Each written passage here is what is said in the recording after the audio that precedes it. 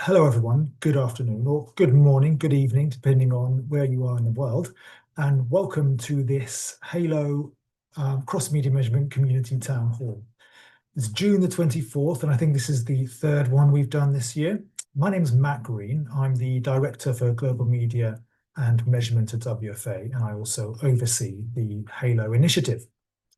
Now, we've got a great agenda for you today, which I'll show in just a second. Before that, as always, we want to be clear about our competition law compliance. And it's important to point out that it is our policy that WFA will not be used by any company or member to further any anti-competitive or collusive conduct, or to engage in other activities that could violate any antitrust or competition law, regulation, rule, or directives. So important to point that out, and there's more on there as well. We always put that slide up in front of any activity we do, so everyone is aware of how we comply with competition law.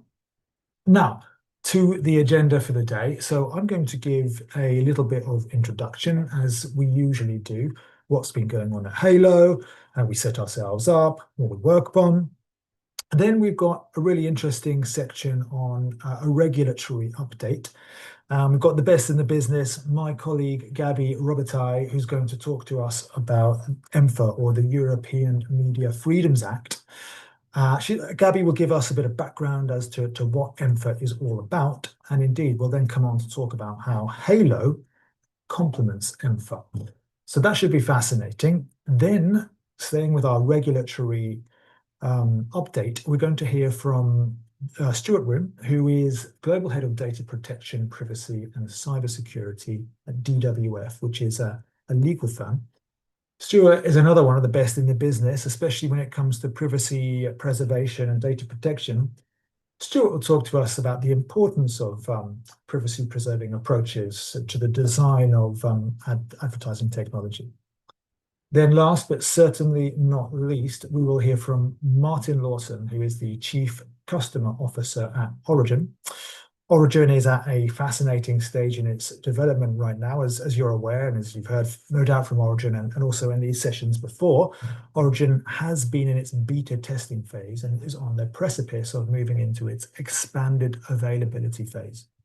So we're looking forward to hearing more from Martin as to the progress that the guys in the UK have been making. Now, before I move on, I should say that this session is being recorded, and we will share the recording and the slides afterwards. I'd also like to point out that, as ever, you can use the Q&A. Please do. If you have questions throughout, feel free to put those in the Q&A widget, and we will try to respond to those either live in the session or afterwards. Right, so let's crack on. So first of all, from me, I wanted, as ever, just to give you a bit of a reminder as to what it is we're doing here at Halo, what Halo is, and what precipitated us getting involved here. So here are some verbatims from some of our members that we've received over the years. And as a reminder, WFA has two different types of membership: corporate members, of which there are 150 or so, and national advertiser associations, of which there are about 60 or so. And these comments come from a mixture of these organizations, and our members are saying to us, accountability is in free fall. We need an inclusive industry approach, not the closed, unaudited, unaccountable, self-preferencing measurement data. We want to reject that. We want a different approach. We also hear that advertisers want open, industry-endorsed methodologies, not the proprietary, closed, or for-profit approaches. These themselves can suffer from accountability problems. So we want to move on from that. We want to move to industry-endorsed approaches. We also hear that from advertisers and national advertiser associations that the established measurement landscape is too local, too fragmented, and somewhat dysfunctional. And so again, it's a rejection of the status quo, and we're looking for a different approach. Lastly, we often hear that reach and frequency is the foundation of good measurement. It's the place we should start from. Yet there is not enough good cross-media measurement in place for reach and frequency. We need this first, and then we need to layer on other outputs and indeed other outcomes too.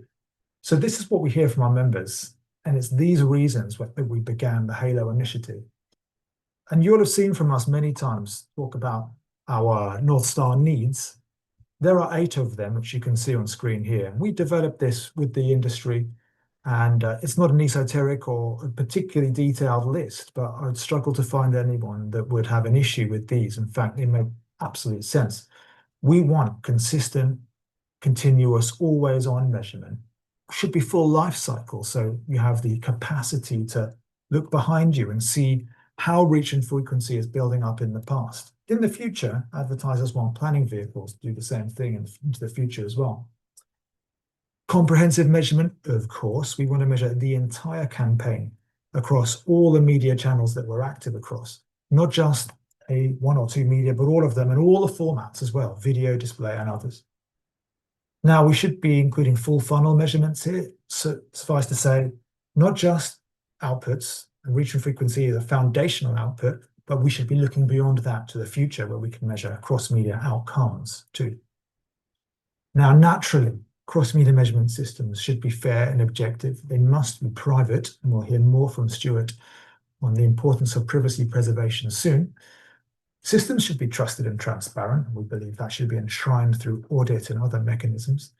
And lastly, we feel we should be measuring advertising, but of course content as well. And this is very important for many media owners and advertisers too. So here are our 8 North Star needs from cross-media measurement. And Halo comes in because it is a mechanism through which, a methodology through which we can deliver upon those needs from a methodological point of view. So simplistically, it is really the pipes that connect up the data in a market.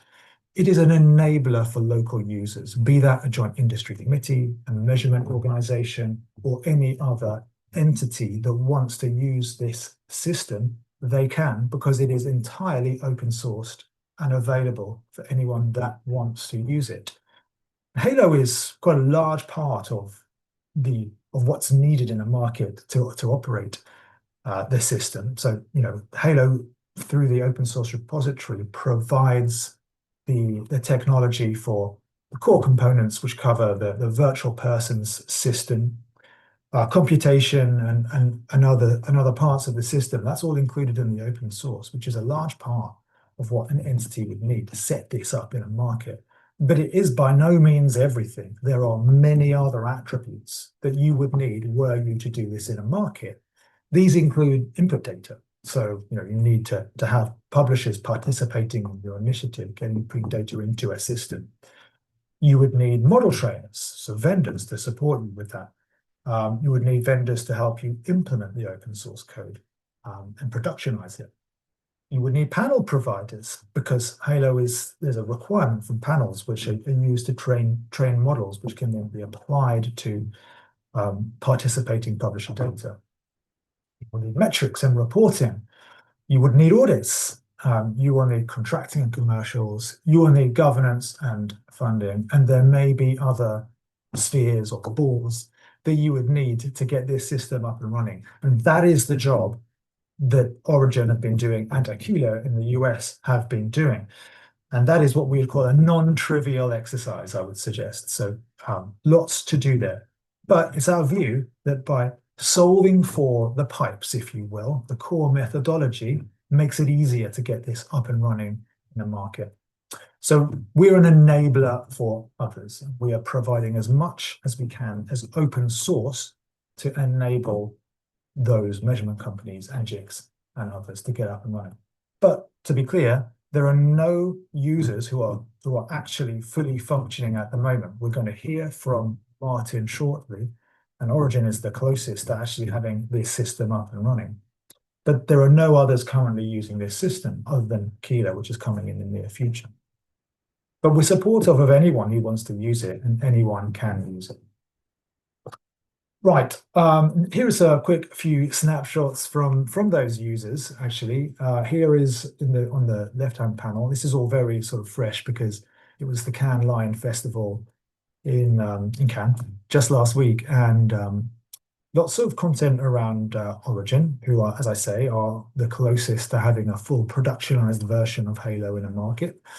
And here on the left, we can see Phil Smith, who was recently made an OBE, so congratulations to Phil. Here is Phil talking with an esteemed panel of speakers, including Jerry Dakin at RBI, Restaurant Brands International, speaker from OMD, and a speaker from Meta, Maggie Burke there. So that was a fascinating panel on the progress that Origin's been making. As I said, we'll hear more from Martin very soon indeed. Also on the right here is the Aquila session. So we have, you can just about make out Tina Daniels and Bill Tucker and others at the back of the room there. Bill and Tina were doing an update, a similar update on the exciting progress being made in the States to build the Halo system into a full production system in the US market. And we also spoke about the progress, a bit like what I'm doing now. We spoke about the progress being made by Halo in WFA's CMO forum, also in Cannes. So lots of activations there, and these were just the cross-media measurement stuff. There's lots of other measurement conversations going on, as you'd expect. Right, before we get to our next agenda item, one more note about participation. And as we've said in the past, Halo is open to everyone. Everyone can observe, advise, or contribute. We welcome anyone and everyone to get involved. And indeed, you can observe a bit like what you're doing today. Those of you in the call, and I can see there's 60 or so people in the call, you can observe by joining these sorts of sessions. You can observe by passing through the open source code or other means too. You can also advise. And we've been running what we call our HITAG, or Halo Industry Technical Advisory Group. We've been running this group for quite a while now, and we've recently relaunched the program with a new cohort of advisors. And it's an important group where we seek to bring in the challenges, the questions, the recommendations, and indeed the advice from a diverse cohort of experts. If any of you would like to participate there, you can send us an email and we'll take a look. But the idea is that it's a space for probably more for data scientists and engineers to bring their experience to bear on the Halo framework.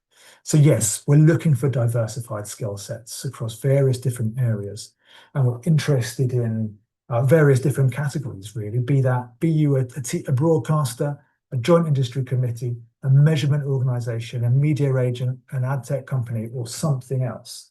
If you've got experience to bear on measurement, we'd be really keen to bring you into this group. And it's an expanding group. And indeed, we do have broadcasters, we do have joint industry committee representatives attending these sessions and others too. So looking to get more people into that. If you're interested, please get in touch. And you can do that quite easily. Simply navigate to the website by through this QR code, or simply email us to nominate yourself or someone else. Again, you can use that QR code to do that.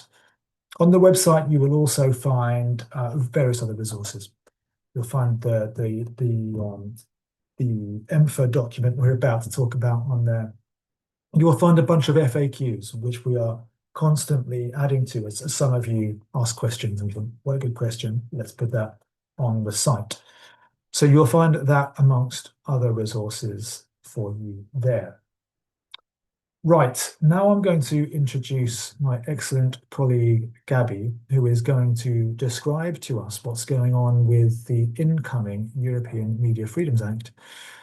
I'll then come back to talk a bit about how we feel Halo complements the principles within EMFA. And then Gabby will finally wrap up by describing the next steps we're going through. But for now, Gabby, you just give me the signal and I will click on. Great.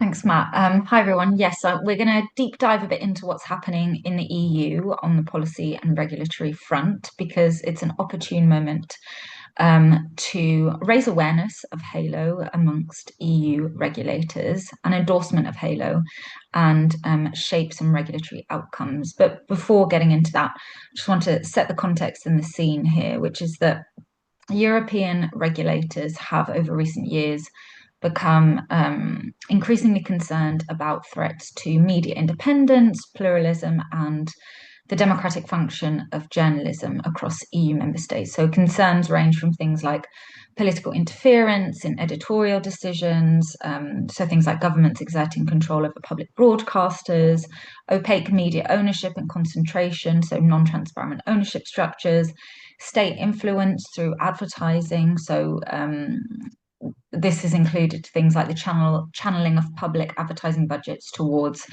perceived friendly media to the detriment of the financial sustainability of other media outlets, use of spyware against journalism, fragmentation of media rules across the EU, disinformation, and concerns that certain platforms act as gatekeepers to access to news content, and an overall lack of oversight.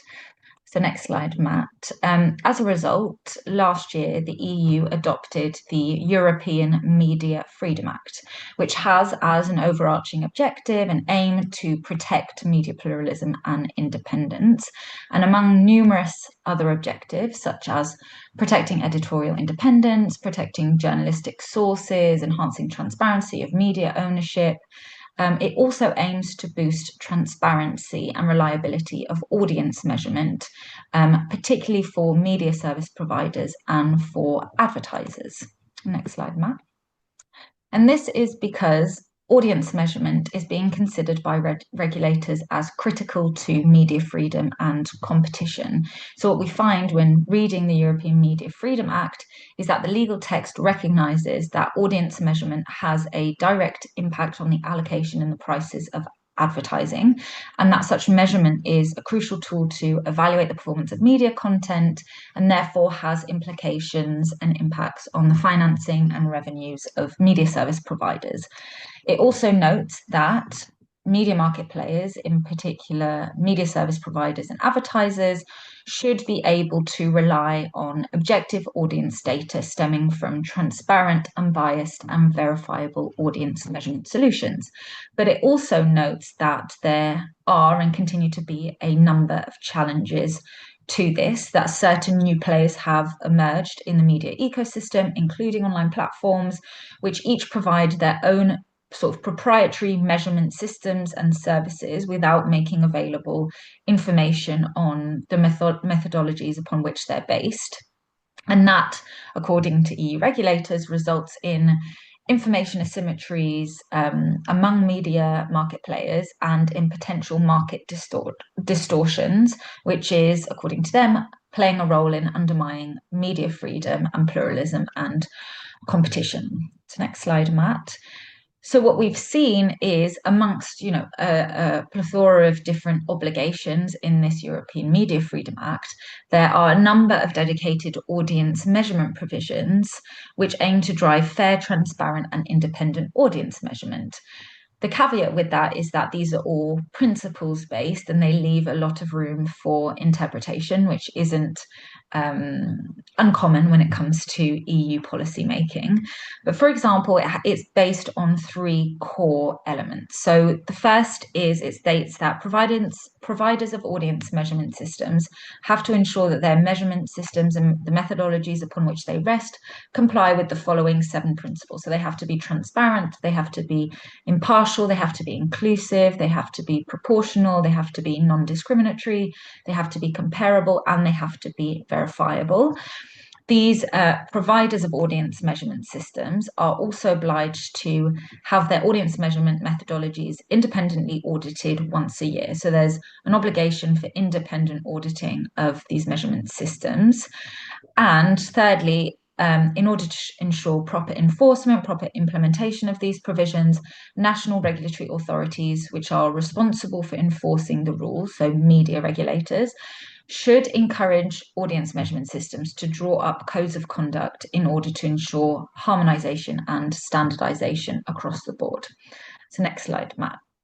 So given the opportunities that the European Media Freedom Act offers in terms of driving meaningful and independent audience measurement, we believe that this is a real opportunity for Halo to be positioned as a credible model or framework for proprietary audience measurement systems to meet their obligations under the Media Freedom Act. So what we've done over the past few months is develop ultimately essentially a policy paper that highlights and emphasizes how the Halo framework and the methodology upholds the principles that are within this Media Freedoms Act. So transparency, impartiality, inclusiveness, proportionality, non-discrimination, comparability, and verifiability, and how it could essentially enhance transparency, plurality, and trust in the European advertising market. So this paper has been developed, of course, with the Halo team, with inputs from various stakeholders, and really seeks to outline how Halo can be positioned as a model to help those audience measurement systems to comply with their obligations. And so I'm actually going to hand back over to Matt now, who's going to take us through how we believe each of those principles aligns with the Halo framework, as well as the overarching North Star. Well, thank you, Gabby. Yes, and we wrote this stuff down. It's a good read. It's a good document. As I say, you can find it on the website. Navigate to the website. It's halo.wfanet. Go there. You'll find it in the resources section. There's some interesting context, and then it explains in longer form than I've got on slide here. It explains how we feel Halo aligns well with the EMPHAS principles. And we think these are fantastic principles. We think they are exactly how Halo should be setting itself out. And here's what we think. So transparency is absolutely one of the cornerstones of how we operate. Open source is the best way to demonstrate transparency. Everything is available to see. All of the code, and I'm not saying that the code is necessarily easy to read, but it's not hard to pass through that code if you are suitably qualified. So it's all available for anyone to see and use and examine. All of there, and on top of that, there's a lot of documentation that comes with it as well. So that is entirely available and transparent. The methodology is open to anyone to see.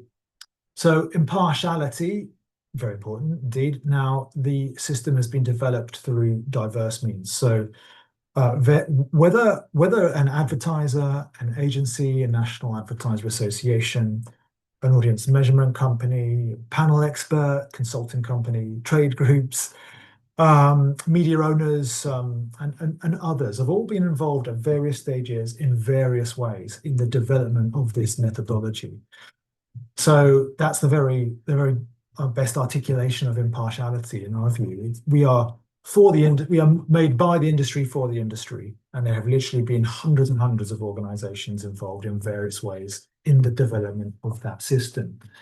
And that's how we propose to continue operating. And that's why I say that if you want to advise, if you want to contribute, you can and you should. Please do.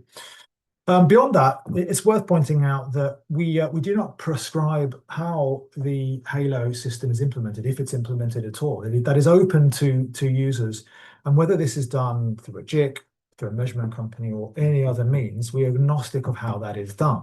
We provide an open source system for others to use. And we're impartial as to how it comes to market. Comparability, very, very important indeed. Now, the Halo system, as I say earlier, it's really the pipes through which data can flow. We don't provide the data, we provide the pipes. Really, at core, Halo is about the personification of impact or impression data between digital and TV. That's really what it's all about. It's a methodology for personifying consistently impression data across different media channels. That's its focus, and as such, we don't prescribe the metrics. And metrics are important because it's the metrics that you actually use to to compare in the end. But we don't get involved in specifying how an impression or an impact is defined, i.e., should it be viewed to completion or any other attribute. Now, the Halo system is one that can carry a lot of metadata on an impression, enabling users to construct the metrics by which they view reach and frequency. That is up to users to prescribe, and Halo does not get involved in that. But the Halo system is capable of various metrics, including the MRC metrics and other custom metrics depending on how you want to operate as a jurisdiction. Inclusiveness, well, I said it several times and I'll say it again, but all are welcome to participate in the initiative, whether as an observer, as an advisor, or as a contributor. We've always taken that position and we continue to take that position. So if you want to be involved in whatever form you can, you should. Verifiability, again, open source is a great way, in our view, of demonstrating verifiability because it is all out there and available and transparent. So that's how we meet that objective and principle. But also it's worth stating, we believe in audits critically important. So it's maybe the most important thing to say, audit, audit, audit. Now, what we do here, we don't carry data, we produce the pipes to enable others. But we seek to submit the Halo framework to whatever audits that we can. And we are talking to MRC and others about various audits we can conduct. But were you to use this system as Origin and Aquila do, they must, in our view, audit that system to ensure that the right data is coming into the system. So audit, audit, audit. And we've made every provision for the Halo system, were it to be used, to be comprehensively audited. Critically important. Lastly, non-discrimination and proportionality. Now, naturally, cross-media measurement systems must not discriminate across the different media across which they measure. And this system is one, as I say, many stakeholders involved in its development and has been specifically designed to avoid favoring any given medium format or any other. So non-discrimination is critically important to us. I think it's really important to acknowledge that when we think about proportionality, that one size fits all of measurement approaches can preclude or maybe place too great a burden on the participation of relatively small media owners. And so we think it's really important that there are fallback measures in place for anyone to participate, were they to be integrated with a local system. There needs to be fallback measures to ensure that all media owners can participate in this system, whether you have rich data assets or not. And that is very much the basis for Halo. There are fallback measures to ensure you can be measured, whether you are a relatively small or large media owner, and the system can manage to measure proportionate to the relative capabilities and data assets of various media owners. So this is, in our view, how Halo meets quite well these principles. As I say, the full document is available to review, and we'll be happy to share it after the meeting as well if you can't find it on our website. I'm going to hand back to Gabby, who's going to talk to you now about what our next steps are with this document and indeed our outreach to various European stakeholders. Thanks, Matt. Yes, I thought I'd take you through the process because you're probably wondering, well, if this act has been adopted and it's entered into force, what's the opportunity really to have an impact now? So there's multiple avenues through which we can still influence this process and influence enforcement, and that's where we want to focus our efforts on over the coming months. So in terms of process, I can start from the beginning. So it was May of last year that the European Media Freedom Act officially entered into force. But what we see is that it's not until August of this year that the audience measurement obligations are fully applicable across the EU. So it's by August of this year that providers of audience measurement systems ultimately have to comply with the obligations under the European Media Freedom Act. Now, as part of this new act, there has been a setup of a European board for media services. It became operational already in February, but this is an independent body that's composed of representatives of national regulatory authorities or bodies. So here what we mean is EU media regulators. It's a network of EU media regulators that are all responsible for ensuring the proper enforcement of these new rules. The objective of this board has multiple objectives. So it's to advise the European Commission on what effective implementation of the European Media Freedom Act looks like. So this board is meant to have the technical expertise to understand issues around media pluralism, competition, and audience measurement, and advise the European Commission, including in supporting or developing guidelines for effective implementation. So I mentioned at the beginning that the European Commission has adopted a very principles-based act. It doesn't define what those different principles mean in practice-wise. As an industry, it's helpful that we go to the Commission with our view on what that means in practice. But it also means that the Commission will now be tasked with developing some guidelines about how to implement some of those rules in practice. And that's what the European Media Services Board will focus on the coming months. And it will also issue things like opinions on potential challenges or gaps that regulation hasn't been able to solve for, in an attempt to ultimately serve as some best practice amongst regulatory authorities in order to streamline application of the rules. So that's what the European Board for Media Services has been set up to do. It's already operational. It has a chair. The chair is actually the Spanish media regulator. And that basically feeds into the rest of the timeline, which is over the remainder of this year, early next. We don't have we don't have clarity in terms of exact timelines yet, but the European Commission will issue some practical guidelines on application of the audience measurement provisions.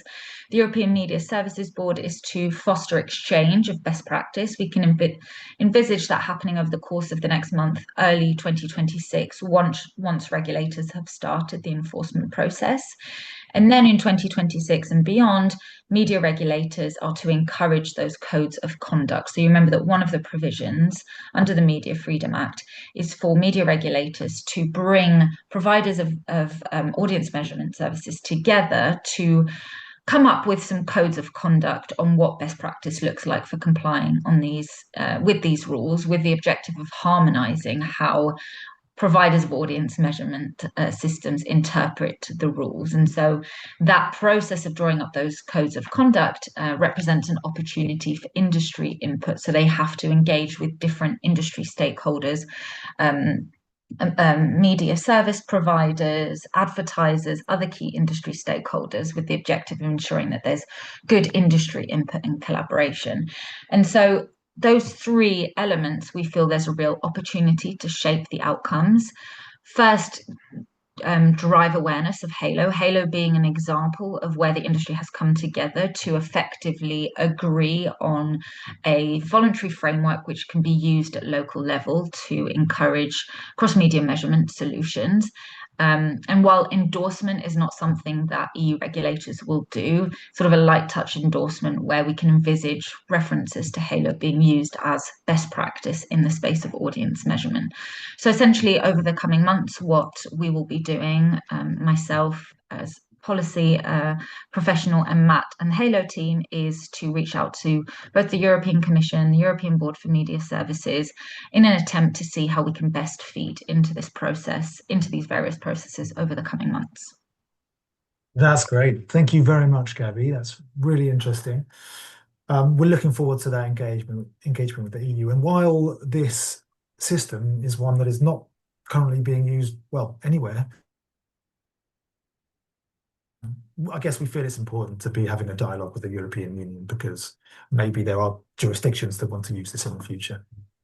Yeah, absolutely. And I think, the objectives of the European Media Freedoms Act are very aligned with the objectives of Halo, and it's a good opportunity in any case to raise awareness of the work that's being done there and seek to see how we can support those local iterations across the EU when the time comes.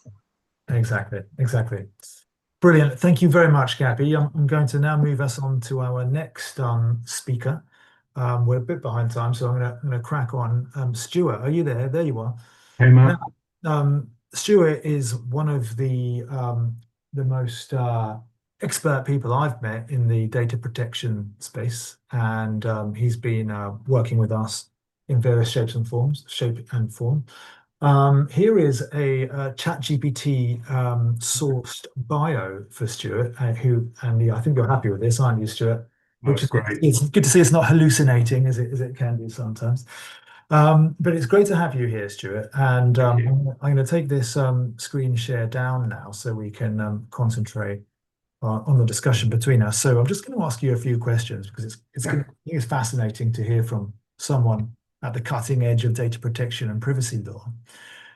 So please, but just say first of all, before we get into it, I understand there's a few words that you want to say about your role in this meeting.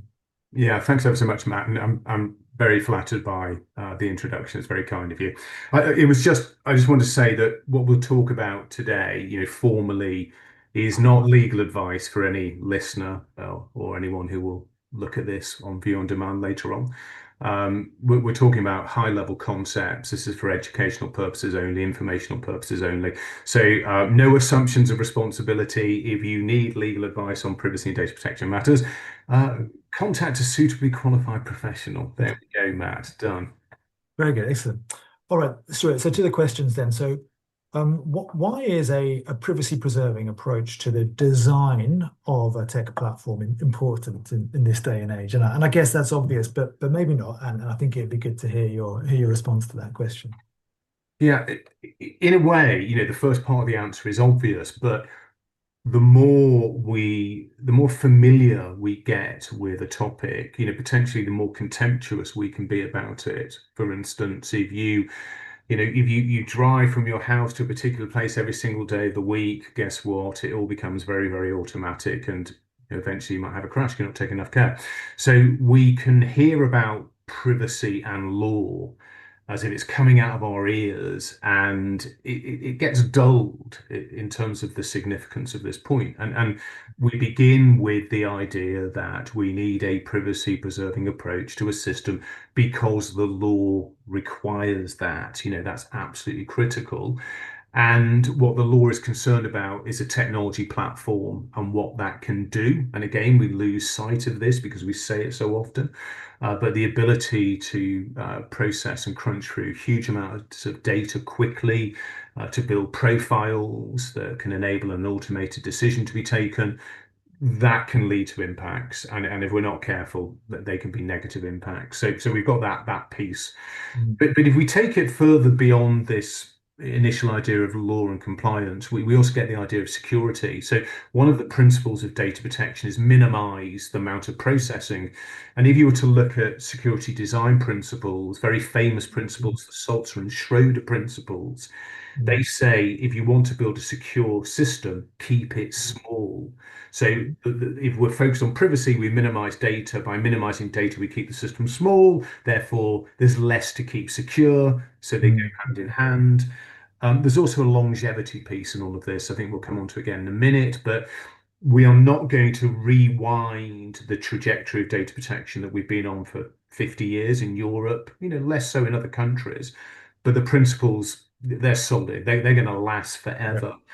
So we get a longevity piece here. If we bake in privacy into the design, if we're privacy preserving in our design, then that system will live for the future and we can build on it successfully. And then ultimately, we've got the reputational pieces and all of this, Matt. It's what people want, it's what people expect from a good organization. So these are the reasons why we want a privacy preserving design. Okay, and maybe you can expand on that answer by telling us what features are typically present in a privacy preserving environment then. Yeah, sure. The first thing you're going to look for, at a high level is the organization itself that's in charge of the technology and the data. Is that organization privacy savvy, as a buzz phrase? Is it privacy savvy? Mm. And from there, the question is, well, okay, what are the features of that organization then? So I think you look at the organization and you look for key characteristics. The first piece is this idea of it takes privacy by design as its core strategy. It doesn't bolt things on afterwards. It's Yeah. looking at the topic from the off.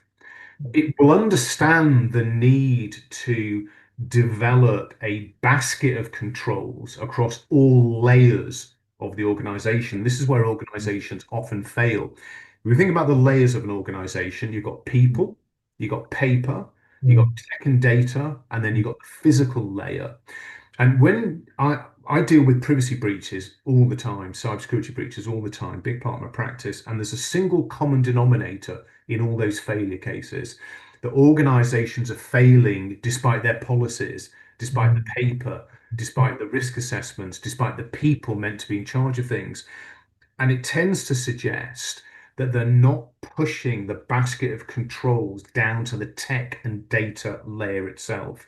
So the privacy savvy organization will understand this idea of layers, and it needs to get privacy beyond the paper into the code itself. And this basket of control ideas represents that. You need technological controls, not simply paper controls, people controls. It will also have security as a priority within that privacy by design approach. They go hand in hand. It will engage with the consensus of expert opinion. So you've spoken before about stakeholder communities. That's an expression of the point.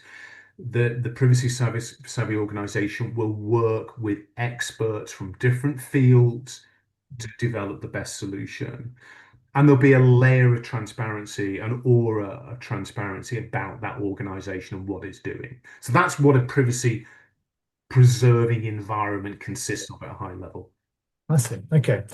And so knowing what you do know of the Halo framework, and you've been exposed to some of it, are there any particular features that stand out for you and feel like they are sort of compatible with the organizational levers that you've just described? Perhaps you could expand a little bit upon that. Yeah, absolutely. And this goes hand in hand with that, the first comments I was making about, no assumptions of responsibility. So this answer rests on the publicly available information. So that's where I'm going to begin my answer. So based on the stuff that you've published, that's out there on the web, on the WFA website, the publicly available information, there are some key features.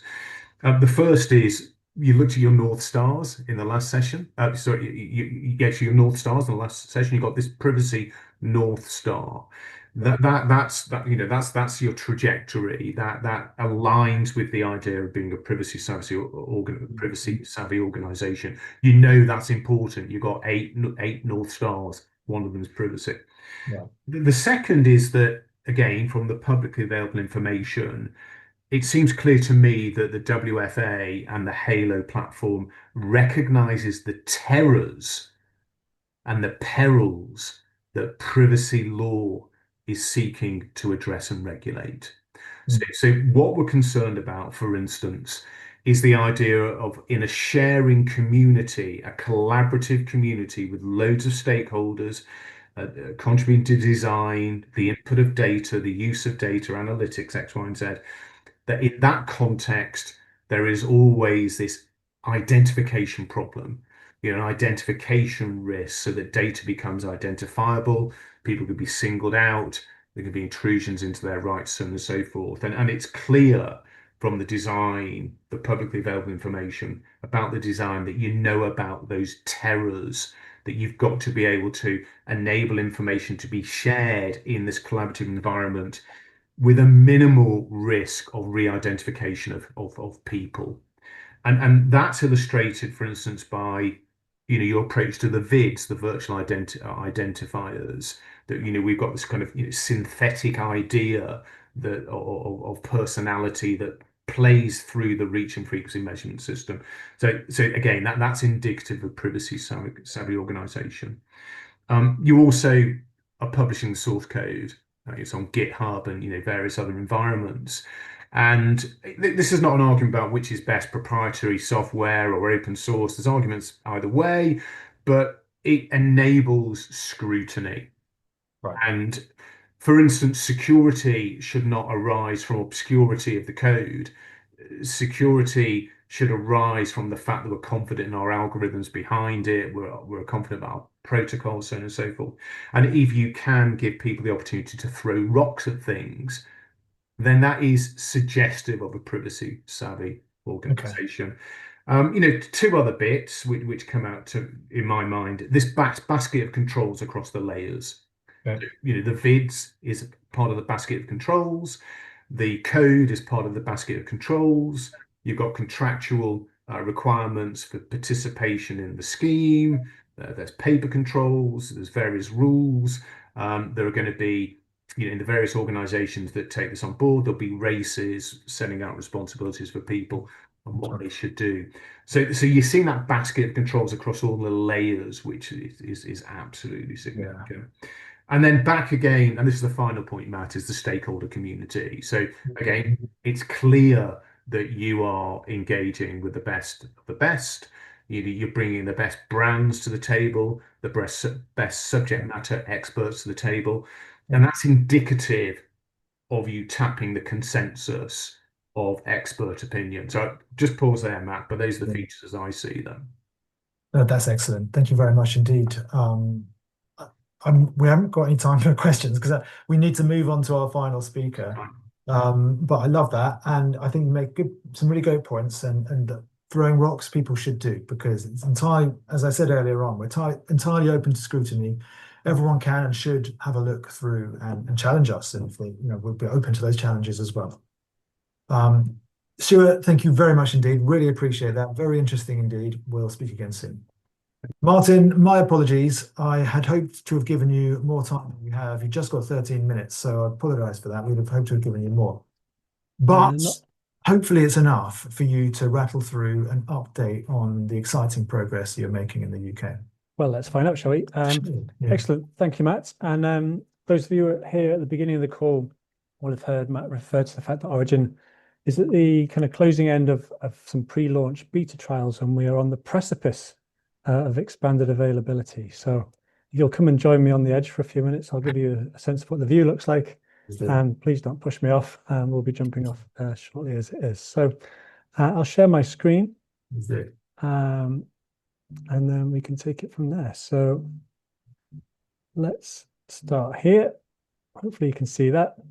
Okay. So yeah, just a quick kind of update on where the Origin program is. If we've got time, I'll talk you through some of the use cases you can get to with Origin data. But certainly it'll be in the pack that we can share after the call, if not. So as Matt mentioned, we're in this beta trial phase now. We've been running this trial. It's effectively the last of our pre-launch trials. And it's been running at scale for the last few months. We've currently got 46 organizations onboarded. That's 34 advertisers, I think, and 12 agencies. The advertisers represent about £3 billion of annual media spend, which is about sort of 12 to 15% of the UK market. So we've got scaled adoption of Origin already. And the agencies involved, they represent over 80% of UK agency billings as well. So across the buy side, we've got, kind of comprehensive kind of coverage already, albeit in a very nascent form of the platform. And this is just our starting point. Between these organizations, they've generated over 1,000 reports. And in doing so, they've been able to give us clear feedback on the functionality of the platform, the user experience, and where we need to go next. They've uncovered some bugs, of course, and we've been doing our best to fix those as we go through the program. So the beta trial has been running for the last few months. We're coming towards the end of that, and the beta trial is really seen as being able to develop the platform, release features, and increase its stability and functionality. We've been capturing feedback, as I just mentioned, and also starting to kind of broach the concept of joining the platform to other organizations, other advertisers and agencies who will come on board as a fast follower. And they will do so as part of our expanded availability, which is our kind of phrase for the next period in Origin's is lifestyle, where we kind of expand out the access to Origin and allow end users across a wider range of advertisers to join in the program. Expanded availability is really kind of a progressive growth of our user base as we continue to evolve the product from this very sort of nascent MVP capability that we're bringing to launch. Expanded availability allows us to go to market with confidence around what we've achieved to date and bring kind of new news to bear about what's happening next on the program. It allows us to increase the number of advertisers and agencies accessing the platform, but do so in proportion to our ability to kind of manage and support them. And we can go to market in a controlled manner at the right pace and are able to support end users in the way that we would like to. So when we go to expanded availability, we currently have almost 70 organizations actively funding Origin and developing, helping us develop the service. That's a step up from the upgrade, from the update I gave you last time we spoke. And certainly it's a much a broader range of advertiser stakeholders than that have been involved in the beta trials to date. We had 34, I think, mentioned in the beta trial. Now we've got the thick end of 50 advertisers supporting Origin, many of whom aren't participating in the beta trials per se, but have already signed up to support Origin in life through the levy that we're applying to the media called the fractional advertiser contribution. And any advertiser that pays that levy effectively entitles themselves and their agency to access our core deduplicated reach and frequency reporting service. So a whole bunch of advertisers down here at the bottom of the list here who are kind of already paying for the service and effectively will be part of our first tranche of fast follower advertisers coming on board to use the platform once we reached expanded availability. And our date for that, incidentally, is the 30th of June, Monday. So the precipice that Matt referred to really is quite imminent, and kind of Origin will look and feel very different for a whole host of end users in the not too distant future. They're joined, of course, by a whole range of agencies. All 6 global media agencies are stakeholders in the program, as are some of the UK independents. And we're also joined by a wide range of inventory partners and media owners and platforms from a range of different media channels. I've underlined a few of these just to kind of bring some things to life. So the first thing to point out is that Sky, UK-based broadcaster, recently joined the program, specifically so they could work with us to kind of understand and help us shape a data feed that could inform their econometrics and MMM kind of initiatives. And that's symbolic in a number of ways. First of all, because Sky are a big advertiser in their own right. They're one of the biggest in the UK. And they've got one of the most advanced marketing effectiveness kind of divisions and capabilities internally as well. So the fact that they're leaning into Origin data as a sort of a potential reference source of data to help them refine their marketing effectiveness endeavors is really symptomatic and something we're kind of hugely kind of pleased to work with them on. And it's also symptomatic in the sense that Sky, as a broadcaster, have historically been outside of the Origin program. And it kind of, I think, is symptomatic of a number of conversations we've had with the broadcast community over the last few weeks and months, which I think has kind of changed the tone of voice around broadcasters and Origin, and I think is encouraging signals that the two kind of sets of organisations are moving closer together. A couple of other kind of stakeholders to reference here is Pinterest, one of those, another media platform who has just come on board the platform, come on board Origin. They come on board as a stakeholder in this year and want to kind of get their inventory integrated into the system as soon as possible so that they can be a measured entity alongside other digital platforms as well. And the third one I'd like to flag with you is Market Reach. Market Reach is the direct mail division of Royal Mail, and they've been a long-term stakeholder of Origin. But in recent months, we've been working with them and the JIC for direct mail, which is called JIC Mail in the UK. They've been doing a proof of concept to understand if the panel and the data that they get from their JIC Mail panel could be integrated and fused with our own CANSAR panel that we've got building the panel for Origin to create a superset of data that would allow us to kind of accurately and robustly measure the cross-media reach and frequency of direct mail within the Origin service. And I'm very pleased to announce that the proof of concept has concluded in the last few weeks and has reached the conclusion that yes, these two data sets can work together. And so there's a clear line of sight now to being able to measure direct mail within the Origin service. And so Market Reach will be joining our steering group, as they always do, next month, but they'll be giving an update on that and kind of outlining their path to integration. So it gives clear line of sight to both increasing the number of inventory partners in the platform, but also diversifying the number of media channels that we're able to measure as well. So, we're really encouraged by that. Anyway, enough on this slide. Let's keep moving. To say Origin is in a state of constant kind of change and evolution is absolutely true. In the first part of this year, we've kind of released a number of features. The most recent one a few weeks ago was to kind of enhance the report outputs that end users receive to make it easier for them to kind of find the metrics that mattered and to kind of help extract value from Origin. We've still got some other features to release in this quarter, not least building out the capabilities around our APIs that agencies and larger advertisers will be connecting with to get kind of industrial quantities of Origin data. And then as we look across the remaining quarters, then we'll have kind of Meta will be complete their integration very shortly. And then we'll have TikTok and Amazon inventory recorded within the service in the not too distant future, alongside a whole host of other features as well. So where we want to get to by the end of this year is being able to measure across linear TV, digital video, and digital display inventory across these partners, Amazon, YouTube, TV itself, Meta, and TikTok. And that will take us to coverage of about 70% of UK ad spend. That's kind of a great starting point, I think, and really something that will be of value to the industry.